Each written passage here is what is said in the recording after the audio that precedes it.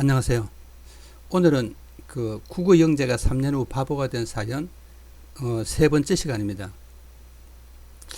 제가 생각하는 것은 뭐냐 하면 어, 특히 이제 초등학교나 이런 학생들, 중학교 이런 학생들은 기본적으로 뭐냐 하면은 어떤 단계를 밟습니다. 그래서 제가 생각하기에는 6세하고 한 9세 이 사이에는 어떤 구체적 범주화가 이루어집니다. 그 다음에 위기화, 개념화 뭐 이런 것이 이루어지는데, 여러분은 아주 간단하게 생각하면 이런 거죠. 우리 생활 속에서 예를 들어서 자기 집에서도 뭐냐면은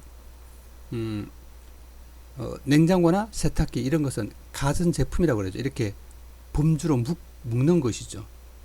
그 다음에 범주화라는 개념 속에는 위계화라는 개념이 숨어 있어요.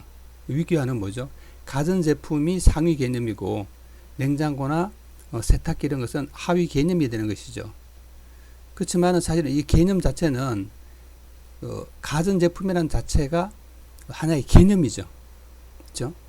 그러니까 상하 개념으로 보면 위계하고, 그것을 묶는다는 것으로 보면은 범주고, 그 뜻은 뭐냐 하면 개념입니다.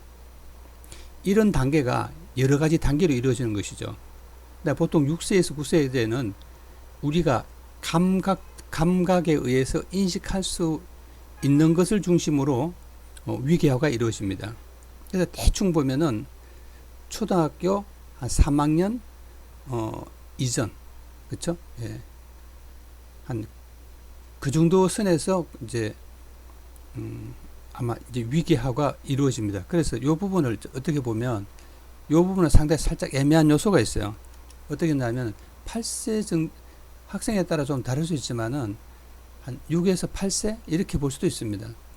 볼 수도 있고, 또 보기에 따라서는 여러분은 여기서 너무 이제 고정적으로 생각하지 마시고 플러스 마이너스 한 살이나 경우에 따라서 2살 정도는 왔다 갔다 차이가 있을 수 있습니다. 그런 것을 감안하셔서 이제 한번 생각해 볼 필요가 있습니다. 그 다음에 이제 9세에서 12세, 이것도 뭐 11세일 수도 있고, 그건 뭐 차이가 있을 수 있습니다. 나이에 따라서. 어떤 애들은 뭐 14세나 거의 뭐 13세나 14세까지 갈 수도 있어요. 이때는 이제 추상적인 개념이에요. 그러니까 추상적이라는 것은 뭐냐면 우리가 흔히 말하는 감각적으로 인식할 수 없거나 감각적 범위를 벗어나는 거예요. 그러니까 예를 들어서 좀 전에 이야기하면 이런 거죠.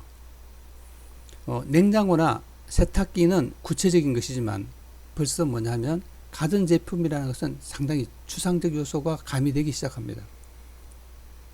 가전제품을 눈으로 확인할 수는 없죠.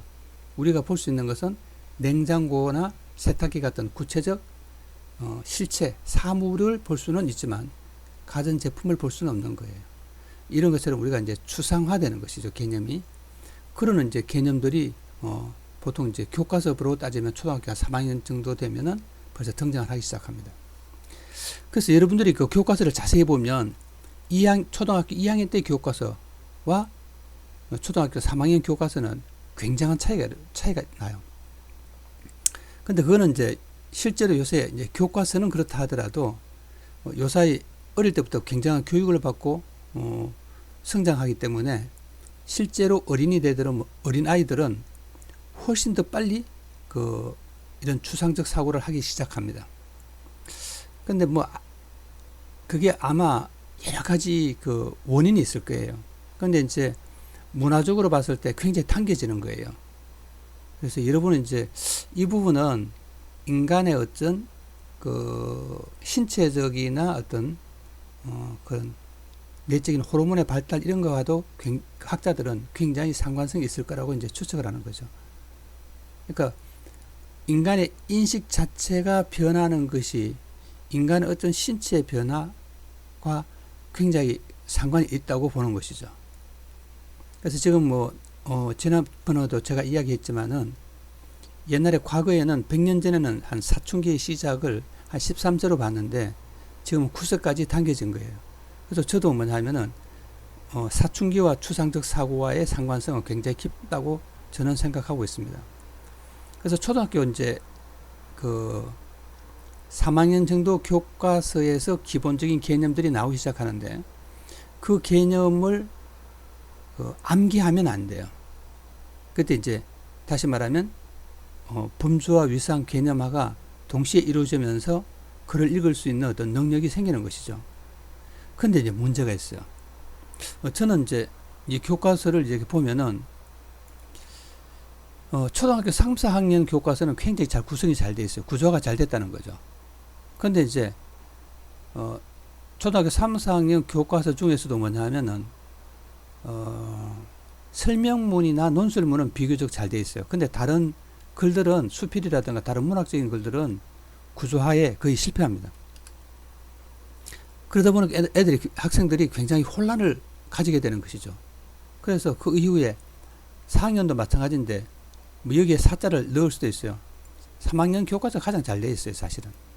그래서 4, 5, 6 혹은 5, 6학년 가면은 구조화가 완전 파괴되어 있습니다. 그래서 애들이 저는 혼란을 겪을 거라고 생각합니다.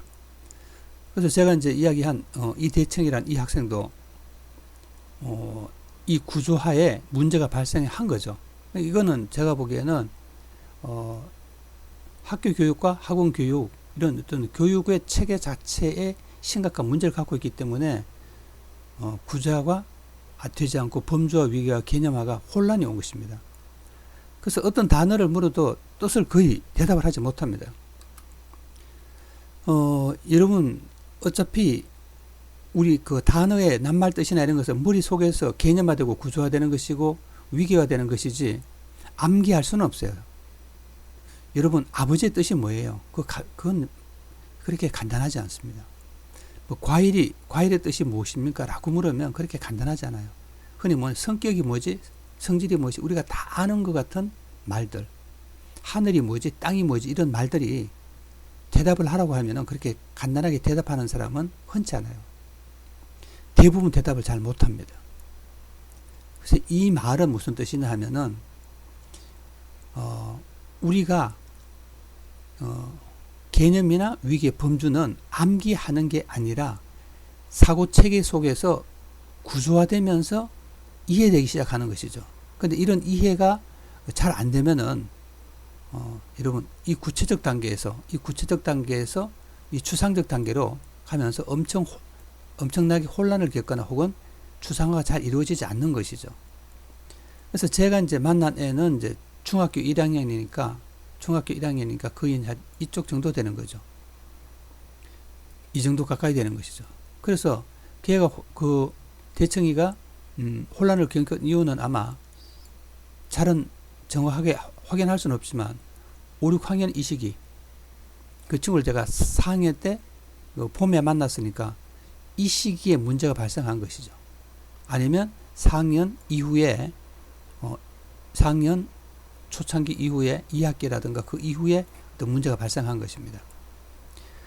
근데 저를 만났을 때 도덕 숙제에 대해서 관심이 많았습니다. 그래서 굉장히 괴로워했어요. 그거 왜 그럴까?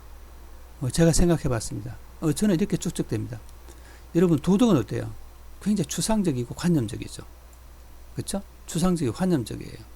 이 친구가 자기가 발표를 하려고 생각했는데 이런 이제 주제 발표를 잡았더라고요. 불법 촬영의 정당성에 대한 이야기를 하려고 하는 거예요. 불법 촬영은 정당한가 정당하지 않은가 라고 이제 하는 것에 대한 어떤 발표를 하려고 생각하는 모양이에요. 근데 생각해 보세요.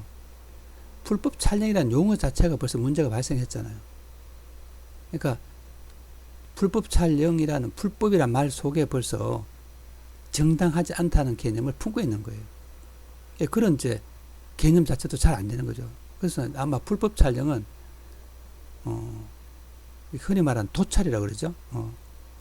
촬영이 되는 대상이 인식하지 못하게 촬영을 하는 것, 이것을 이제 도찰이라고 말할 수 있는 거죠. 흔히 말하는 이런 말도 하죠. 몰래카메라 뭐 이런 말도 하죠. 그러니까 어느 정도까지가 이제 불법인지, 그렇죠? 이제 그런 어떤 인권의 문제와 관련된 문제를 이제 이야기하게 되는데 이게 이제 추상적이고 관념적인 개념들이죠. 그래서 뭐 도덕 숙제를 하는데 굉장히 어려움을 겪고 있더라고요. 그러면서 이제 제가 약간의 지도를 하면서 이 친구가 옛날에 자기가 했던 지금까지 하고 있는 사고법과 새로운 사고법, 다시 말하면 이런 거죠. 어떤 것을 읽으면서 독해를 하면서 개념화하고 위계화하고 범주하는 공부를 하면서 몇 번 공부를 하지 않았는데 급속하게 변화하기 시작합니다. 이게 이제 아마 이 단계가 넘어가는 거죠. 어떤 단계에서 구체적에서 이제 추상이 다시 제자리를 잡으면서 옛날에 구체적인 것이 정리가 되는 것이죠. 그 다음에 이제 관념적인 것으로 다시 넘어가는 어떤 그런 과정에 있다고 생각을 합니다. 그래서 여러분들 이제 결국은 이제 이 폐단이 뭐냐 하면 암기 중심으로 이제 공부를 하기 시작하면 어떤 문제가 발생하면 구체적인 범주와 위기와 개념화가 이루어지면서 이게 굳어지는 거예요. 사고 자체가. 그러면 이 단계에서 이쪽으로 넘어가는데 어려움을 겪는 거죠. 쉬운 방법은 뭐예요? 외우는 게 가장 쉬워요. 근데 외우면은 그 지식이나 정보가 누적은 되지만 그것이 뭐냐면 지식과 정보가 개념화되지 않죠. 늘 뭐냐면 수많은 개념이 모여서 새로운 개념을 만들고 또 개념과 개념이 만나서 또 다른 개념을 만드는 거죠. 여러분 생각해 보세요. 여러분 칼이란 말이 생기는 순간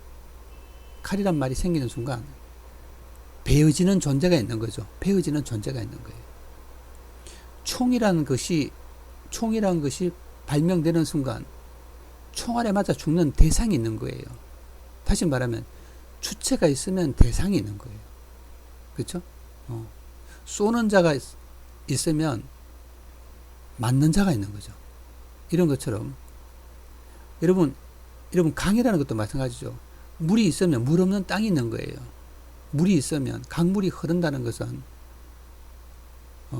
어떤 정지가 아니고 흘러간다는 걸 의미하지만 동시에 흐르지 않는 흙이 있는 것이죠. 이런 것들이 총체적으로 어떤 범주화되고 위기화되고 개념화되는 것이죠.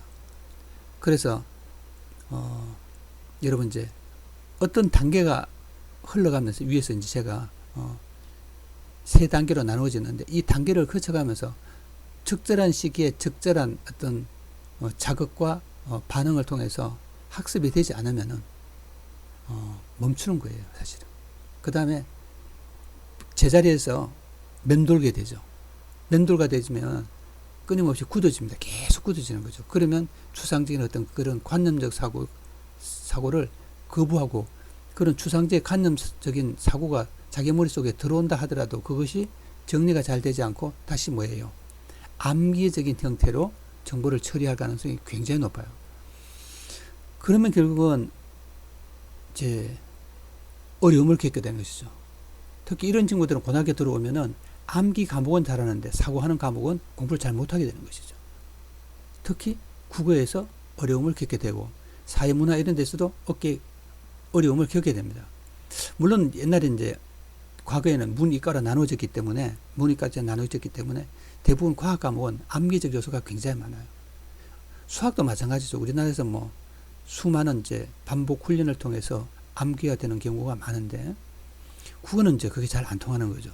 뭐 학교 내신에서는 어느 정도 약간 암기적인 요소가 없는 건 아니지만 수능형 문제라든가 어떤 그런 이제 모의고사를 치면은 그게 암기하는 학생들은 성적이 뚝 떨어지는 것이죠. 자, 이제 제가 이제 드리는 것은 뭐예요?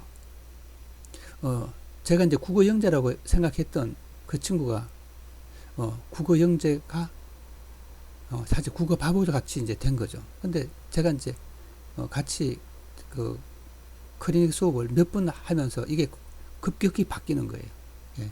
불과 한 두 번 정도 되면은 벌써 조짐 나타나고 세 번 정도 되면 많이 바뀐 걸 느낄 수 있었어요. 근데 이런 경우도 있었어요. 얘가 공부에 관심이 있는 애죠. 사고에 관심이 있는 애죠. 왜냐하면 학교 어떤 수업인지 모르지만 특히 이제 예를 들어 도덕 수업을 예로 들면은 자기는 이제 공부를 잘한다고 생각했는데 도덕 수업에 굉장히 어려움을 겪는 거죠.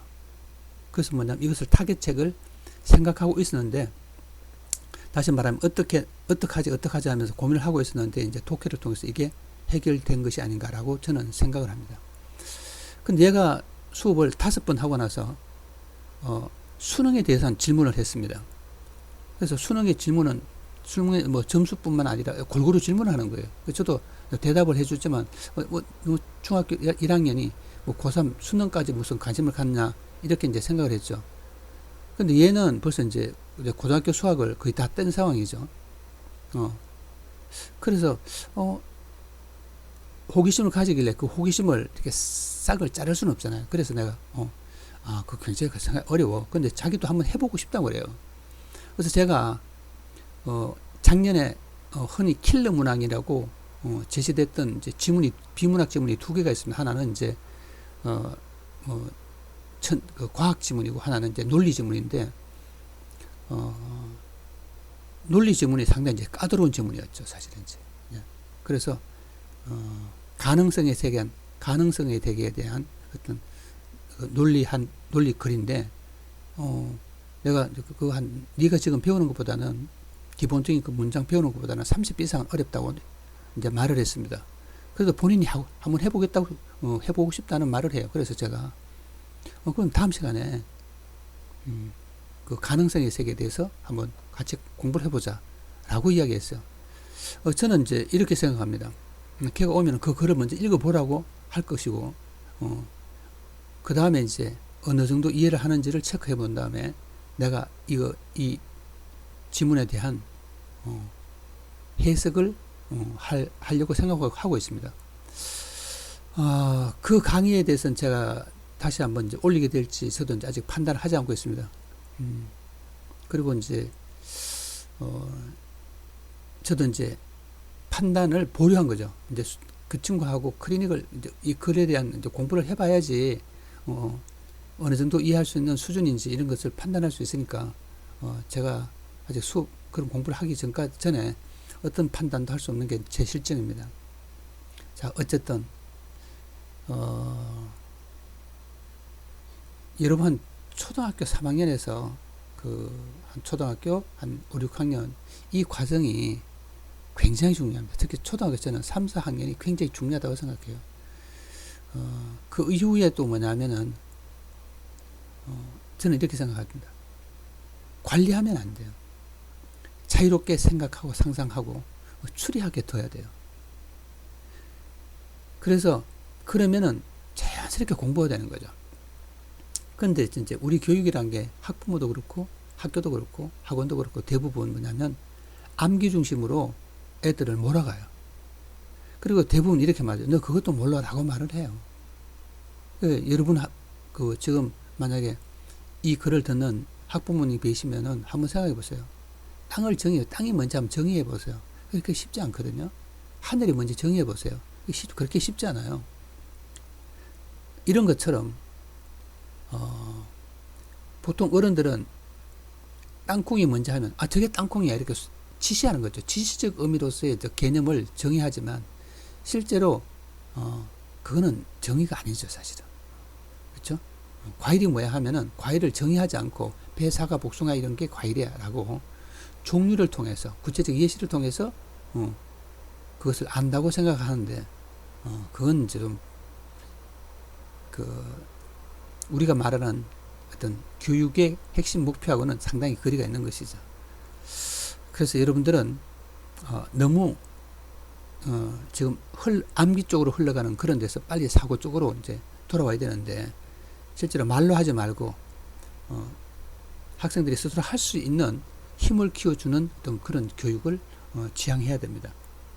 물론 쉬운 일이 아니란 겁니다. 그럼 이제 그런 데 대한 관심을 갖고 생각을 바꾸면서 학부모도 바뀌고 학생도 바뀌고 그러면 이제 사회도 바뀔 거라고 생각합니다. 여러분 이제 다음 시간에는 다른 강의를 할 생각도 있고 마지막으로 이제 한번 정리를 할 이런 생각도 갖고 있습니다. 어쨌든 다음 시간에 한번 뵙도록 하겠습니다. 감사합니다.